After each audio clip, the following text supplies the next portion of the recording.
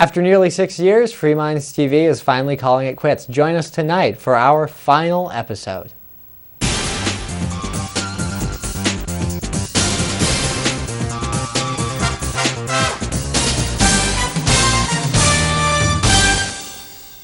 That's right. Welcome to episode 250. It's Toby here with you. And Nick. And we quit. That's it. We're over. We're done. We quit in about 30 more minutes of taping. 27 and 30 seconds to be precise. But yeah, we've been on the air for, Free Minds TV has been going strong since 2006, fall of 2006. 250 regular episode plus, I don't know, probably about 50 little. That's a lot of episodes. I wasn't here for all of them. I came on board. Episode 30, I believe, is when you came on board. So most of them. But yeah, I mean, it's 2 presidential administrations. A lot has changed. Yeah, and we really affected change too. You know, that giant government we started back with in 2006, because of us, we've whittled it bigger than ever before. So I'm not sure what we actually accomplished. Just 2 guys. But it was definitely therapeutic, I've got to say that. To be able to come on here and rant and rave like a lunatic and have thousands of people from all different states and people around the world watch and listen and either like us or hate us. Yeah. We've gotten emails from Europe. I think I've talked to people from Japan. All over the U.S. Yeah. I mean, it's been a fun experience. Yeah, definitely. So and we were stubborn. Yeah, and we've known longest running show. I think I've got the agreement of most of the other hosts of long running shows on the network, or not on the network, on the station. On Cheshire TV, which is our local station. We're on a lot of the other ones. Yeah. But I'm pretty sure we're the longest running show on the station. Yeah, and you know, this is news to everyone. We've known it was coming for a little while, but we didn't tell anyone. We didn't tell any of the stations or anything like that. So we apologize. We didn't want any backlash of people telling us not to quit. Just figured it's easier to pull it off like an old Band-Aid, right? Surprise party. A surprise quits. But, you know, we're both very busy. I've been in college the entire time, and then grad school, working full-time, and internships, and getting married, and having a house, and all sorts of responsibilities. You know, I don't have a single night off during the week. And then there's Free Minds Radio as well, and it's a lot. So it's just going to be nice to live life for a little while instead of complaining about it. Now I'm in college as well as working full time. So there's not a whole lot of extra time. If you've watched the show for a long time, you might remember there used to be like special segments and special episodes. You probably haven't seen that. It's been on autopilot for the last 100 episodes or so. Yeah. Well, that's simply because of a lack of time. Yes. So.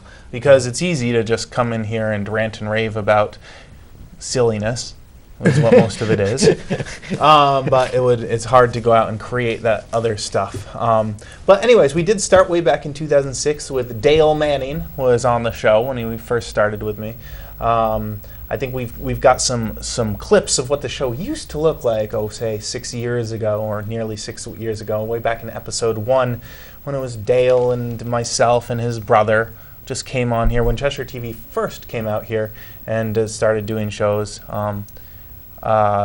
We decided, hey, let's make a show and complain about stuff. And I don't know, are we going to play the music part, the original intro? Most of this is going to be silent because I didn't have time to put these clips together, but I did want to show what this show used to be like. Except, does anyone remember this old intro? It was pretty cool.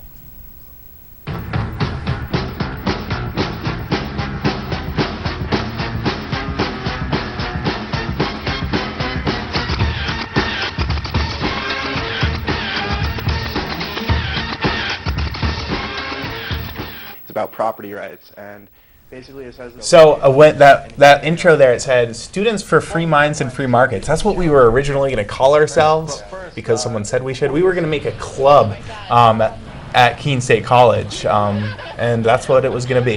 And then we just decided Free Minds TV, it's easier just to do a show.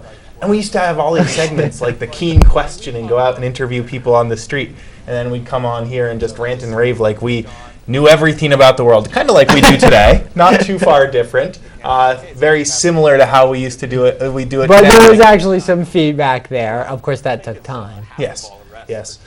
We had live call-ins, call in and yell and scream. There were still live call-ins when I was on. And of course, the set didn't leave. I mean, you can see there the early set or lack thereof. I think it was a card table. It's just a card table. It was everything from no card table. This is no actually a set. glorified card table right here, Yeah. but I guess we can let you know that now. See, it's not real. Oh, we built it. It's held together. There's with going to be some Velcro clips of us and building tape. it. But that's Dale right there. He was on the show for 30 episodes, and then he disappeared all over the place. Then he came back. I'm not sure where he is right now. Dale, if you're watching, hello. We went. Oh, this is another one of our intros we had. Cut up clips when we got bored and made a new intro. Sean Dickinson used to make these intros for us. We've had a lot of crews. I mean, there's been a lot of people behind the cameras too. Now we've got Chester TV staff on. But Look, we've had this is where you volunteer came on board, Nick. crews. Oh, Episode 30 here. Freedom. Choice. This was awesome. Sean made this intro too. Playing with the old Mac that was in the back of Chester TV. It's pretty addictive, that motion program. It can be a lot of fun. And there you are, Nick. Look at this professional hair is a little show. bit bigger, Yeah. and you can see the clothes have gradually gotten slightly more fancy. Slightly more You fancy probably show. still had shorts on. It's funny. We used to be all rigid when we'd stand like "Welcome to Fremont's," and now we dress nicer and we're more sloppy and all over. The Actually, you're not wearing shorts tonight. We went and talked to Randy Weaver. Well, you did. I didn't actually make it up there. Oh well, I went up and talked to him. I didn't subject myself to the potential. Yeah, I think I had something else going That on. was an actually. interesting trip. Talking to the tax evaders, Ed and Elaine Brown, right there, who are serving pretty much life sentences in prison right now. Yeah. Well, fortunately, nobody died. Look, we had took live call-ins then, and it was a lot of technical issues though. You can see the earbud hanging Yeah, out. we had earbuds. We were very pro, and we'd show clips from stealing them from CNN and stuff, doing the hard work for us, and then we just complain about them. There's nothing wrong with that. I hated that yellow shirt. You look like a Mormon. Okay, This is. comment I on think that. this is Bob Barr, the Libertarian, no, or the Constitution's funeral or something. That was a fun activity. It was either they had one funeral for the Libertarian Party and then one for the Constitution, and I think this was the LP actually. Or is- Bob Barr, the LP candidate, I think. Yeah, I think that's what. Anyways, Drove that was nails fun. in. This is Andrew Carroll. He had some civil disobedience I actually thought was interesting and kind of agreed with, not so much with the current civil disobedience that's going on over at Free Keene.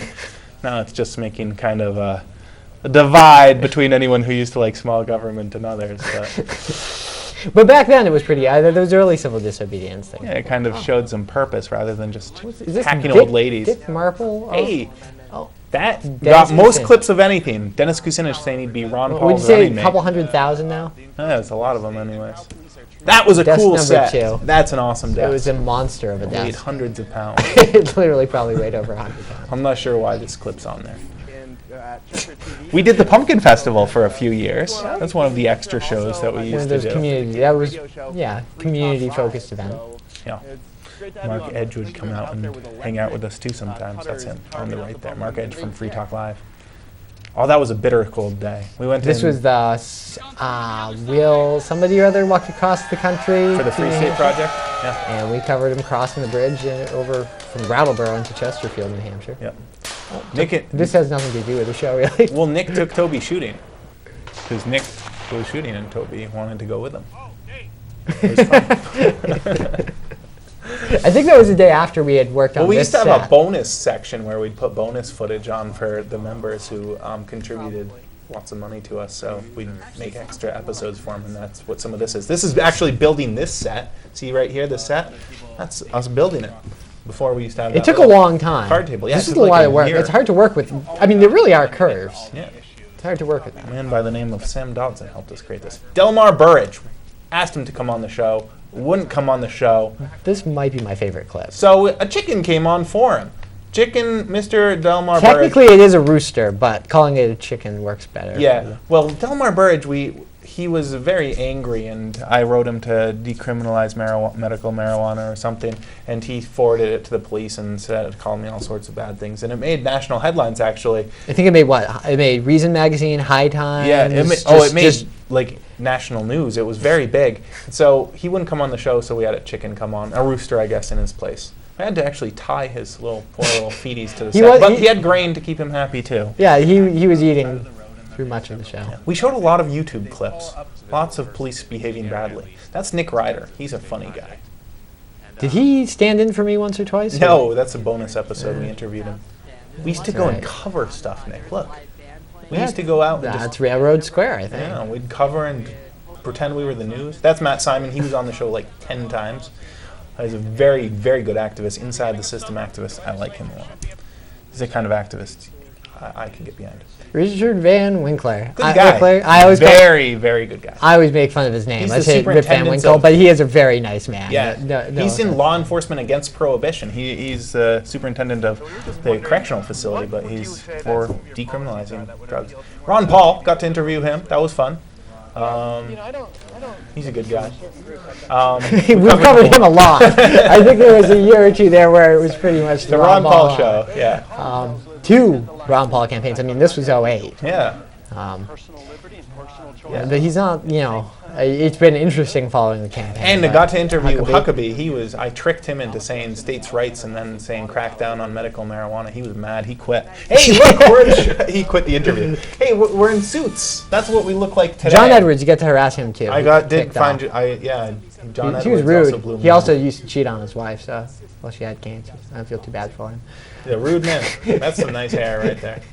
Does anyone ever know I look disheveled for the shows? It's because I have no time to prep. Where's my prep team, Nick? If people were up close enough, they'd see how disheveled you were. Or if they look down, they'd see I'm in shorts and sandals half the time, too. This is trickery, all this TV work. That doesn't really matter. Look like I had a flat top.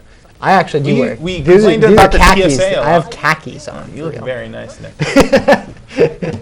Yeah, we went to more Ron Paul campaigns. That's Peterborough Town Hall, I think. This was only a couple months ago. A few yeah. months ago, leading up to the New Hampshire primary. Oh, the Feats of Strength. The Festivus poll. Oh, yes. It's not Festivus until the Feats of Strength, which is a very important part of Festivus. December 23rd. I think we marked Festivus a couple times, but this was the first time we had a poll. This is the first time we really celebrated correctly. And you really did pick me up there. Yeah, I guess I did. Sorry about that. So that was the show. That was I mean, that all 300 or so episodes. I mean, 250 regular, but officially, I mean, if you put all the specials, it well over 300 shows that we did. 250 regular episodes, not counting all the bonus stuff that we do. right. And then there's Free Minds Radio. I mean, Hundreds of episodes of that. And you have to remember, it's not for those of you watching on public access. When we say we've gotten emails from people all over the world and stuff like that, the show's been put up on YouTube and other video sharing sites like Blip TV has picked it up. And it's the audio of both the TV and the radio show have been available on iTunes. I think we were up to a few thousand around the time we're quitting. I think a few thousand maybe a month downloads. We get about 5,000 downloads on iTunes listening to the audio version every month.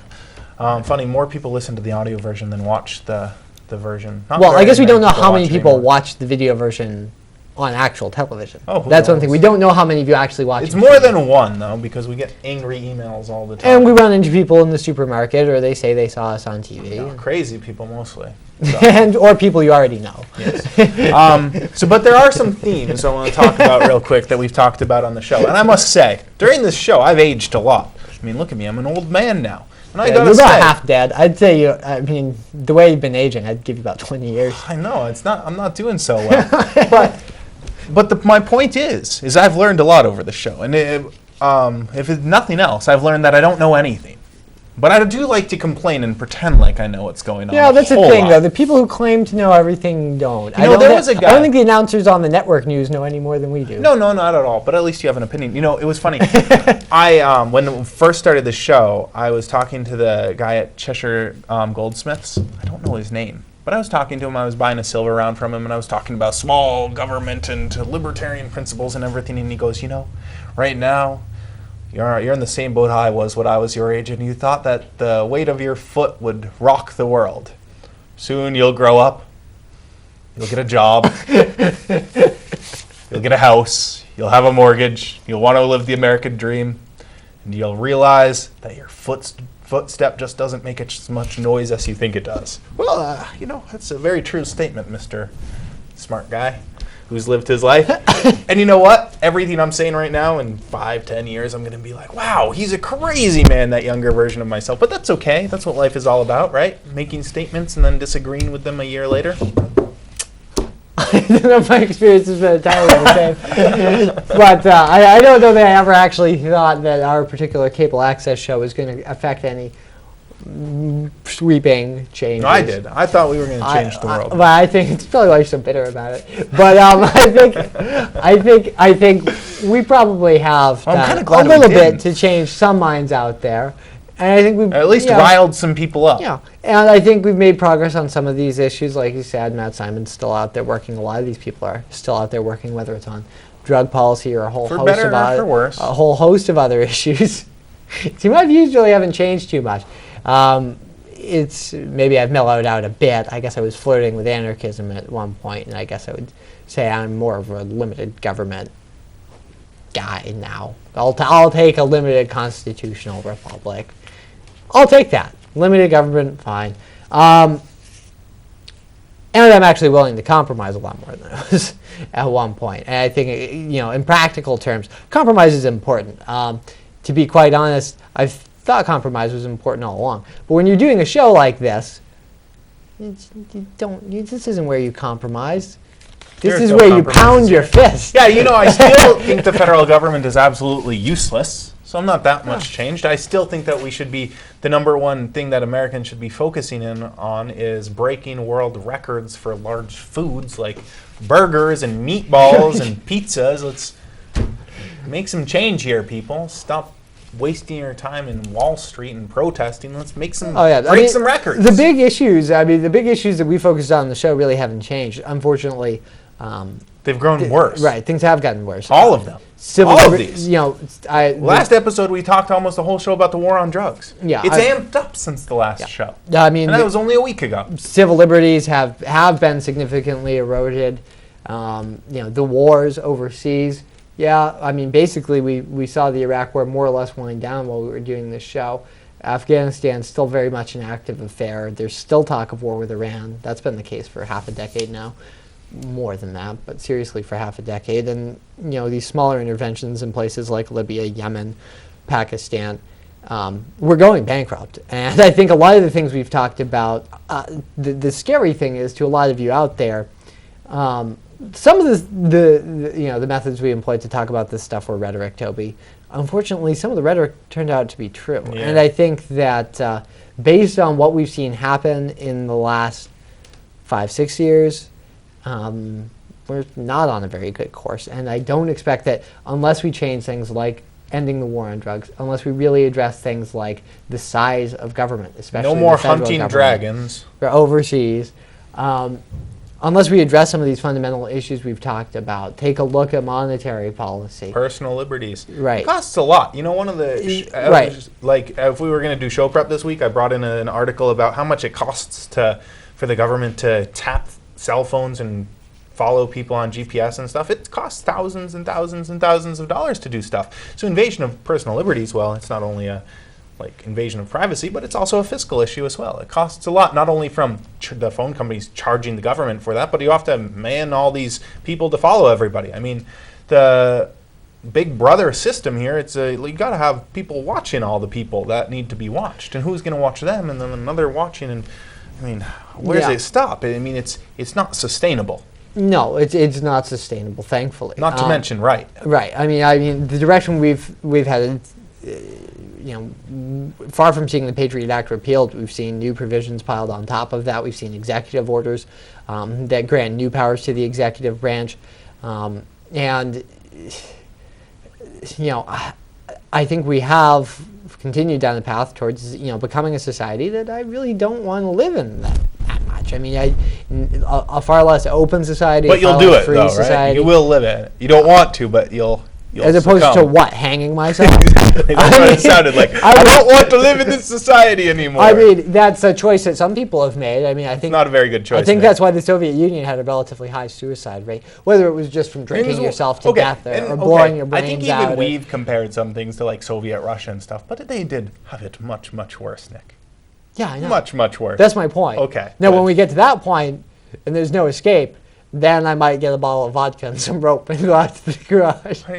But I just march towards Canada myself. Right? Yeah. I mean, that's a thing. I mean, it's hard to say. In some areas, Toby, I really do think that one area we've talked about a lot, because I believe it has a huge impact on the prison industrial complex in this country, on civil liberties, on our economy, is the war on drugs. And I think, at least with marijuana specifically, we're making very gradual, glacial change. That's what they said in my dad's time, too. Well, we've seen medical marijuana opened up. I wouldn't be surprised to see a change in marijuana policy at some point in the reasonably short-term future. That's just a drop in the bucket of what's wrong and the war on drugs in general No, and everything. I think largely, and we've talked a lot about doom and gloom. Doom and gloom. I'm not headed our way. We've said this to a city near right. you. Well, we've said this a number of times, and unfortunately, I'm not telling people to stop being active. I think there's a lot to be said for being engaged. It makes you feel good. You feel connected and a part of something, and then your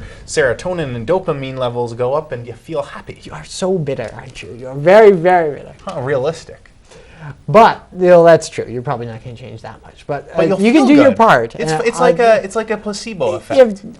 You feel like you're making change, and you feel good about yourself. On a collective basis, or collective actions like to influence where things end up. It's But I think largely the big problems we're talking about, it's like all those protesters in Wall Street. They all feel like they're a part of something big, but they're all doing nothing. But they feel like they're doing stuff, which is fine. Feel like you're doing stuff. Be happy. Live life. You only have one. Largely, I think you're going to see these problems corrected.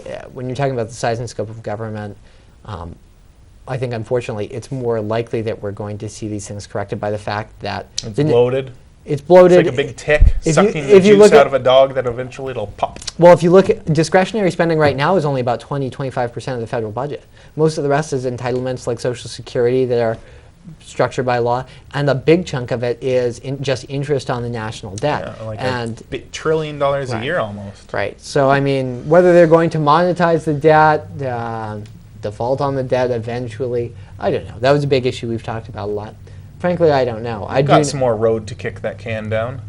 We're getting to that point. Maybe. About 100% of GDP. Could be next month. Could be a few more years. Right. I mean, who knows? The 5, Japanese 10. have managed much higher debt levels without a collapse. But we've seen some of the negative consequences, Toby, of what we've talked about. We predicted serious economic consequences. To foreign policy, to government policy. As crazy as we were on top of the housing bubble and stuff. Yeah. Before easy all the credit. CNNs. I mean, and frankly, I think what we've been saying is that government action is not going to easily address this problem. It has not to this point, and that despite the fact that we've seen massive pieces of legislations like TARP put into place. We've seen massive intervention by the Federal Reserve, basically printing money through quantitative easing, basically dumping money into the markets. They haven't fixed it. And I think that it is a fundamentally broken system. I think it's out of whack. We still have it better than other places around the world, Toby, but I think a lot of that has to do with residual wealth. You don't go from wealthiest country in the world to don't have anything to, I guess a pot to piss in was the term I was going to use, overnight. It never really works that way. But I think it's a slow, gradual grind to the bottom, and I don't think it has to be that way. And I do think that there is a potential for change, Toby. It's just that even up until this point, with all we've seen with the recessions and the wars, it hasn't impacted the average person enough to the point where they're willing to entertain drastic change, and that's what's needed. Yeah, that's the problem. When the system comes grinding to a halt, something will replace it. And that's the problem. Everything we advocate, it's not going to feel good. And because in order to actually correct this, you need to drastically slash all programs in government and hike taxes way up. Otherwise, it's going to come to that brick wall, and it's going to hurt people much, much worse. I mean, that's the fact of the matter. So all the answers to everything, whether it be... it's all catastrophic. Right. I mean, a default would be catastrophic. Printing the money would be catastrophic. There's no and easy answer. Both of those far worse than tax and spend. And the tax rates you're talking about with the service cuts you're talking about would be crippling to the economy too. We have largely boxed ourselves into a corner, and kind of sucks to be along for the ride. But frankly, I don't really feel too bad for anybody out there. For the general public, I mean, some of you are paying attention. I guess it sucks for those of you who are. But for those of you who just shrugged it off and said somebody else will worry about that, well, we did. Yeah. Kind of needed your help. So. I told you so. Yeah, because it would have been that guy who's watching going, oh, drat, I didn't do anything. He would have No, been I'm talking to all 10,000 of them who changed the channel. 10,000. I'm sure 10,000. Millions and millions would. Anyway. Millions would be necessary. I'm talking to the 10,000 who probably changed the channel. Yeah. Went to Food Network or something. Yeah, it's a good You'll show. see. I kind of, whenever I go, I don't have TV, but when I go to a hotel, I watch the shopping network as well. Yeah. I've never understood how that's actually a channel. I've never bought something from it, but there's something mesmerizing about watching. The reason that existed was that we didn't used to have the internet. The internet. It's changed everything. Now you can just passively buy things in front of a different kind of glowing And that's rectangle. another theme of the internet. We're in the golden age, and it's going downhill. I think that we should mention that. One of those things that we can watch this show in 50 years and be like, or 25 years, be like, we were right. We were right. Gosh darn it. The A internet. much more controlled internet, much less spontaneous. No probably more much less Wild West. much less creative. But then who knows what new technologies are going to That's come true. out. I heard the mind pirate links and the stuff. Pirate Bay is going to have drones, internet drones going around, so that you no longer need these. It's a cat and mouse game, and It is. they're still out there. The people who want to keep the internet, I guess, that's- lawless and anarchic, they're still out there. That's an important point. While it is all doom and gloom, you never know what technology will fundamentally change Right. the course of everything. What historical hinge factor will come across that changes Right. our direction away from that iceberg? And some other rays of hope. I mean, I suppose the Ron Paul campaign, he didn't win, No. but he did get to the point where it was really exciting. I mean, he was vying for first place in places like Iowa and New Hampshire. And I think that in part that's because just it was a divided field. You could get there with a 20% dedicated base. But on the other hand, I never thought that was possible. I never thought you would actually be contending for states. And he was. And I do think that there's potential. I think things are going to get crappy and continue to be crappy and probably get worse. That doesn't mean that 20, 30, 40 years from now, we're going to be worse off. I think there's actually a chance, Toby, that we'll be better off than we ever were before. Oh, good. I know that I'm working to be better off. You know. Doesn't mean, and we've always said that, the individual can always better their situation. You can always work for and better your situation. It's the collective, unfortunately, that is suffering. Right, but right now. even the collective. I mean, let's keep it in perspective. I mean, we didn't just go through the Black Death. A No. third of the population didn't just drop dead. We've had some setbacks. We have some serious threats and issues here to our way of life, but we're still here. We're still doing the show. Martial law wasn't declared after September 11th. We're more than a decade Well, on. actually, Nick, We're still alive and kicking. we're no longer doing the show. Well, we're out of time. we were still here. And who knows, maybe we'll come back someday. We do definitely need a break right now, though. It's been a ride. Thank you to everyone who tuned in. Thank you to all the stations that showed us. Thank you so much to Cheshire TV, the wonderful staff at Cheshire TV, Volunteers over the years. volunteers over the years, everyone who's contributed to us over the years, Zeus for doing our website over the years. I mean, seriously, everyone who's helped us out. Thank you so, so much. Until next time, possibly or never, it's been Toby here with you. And Nick. Have a great life.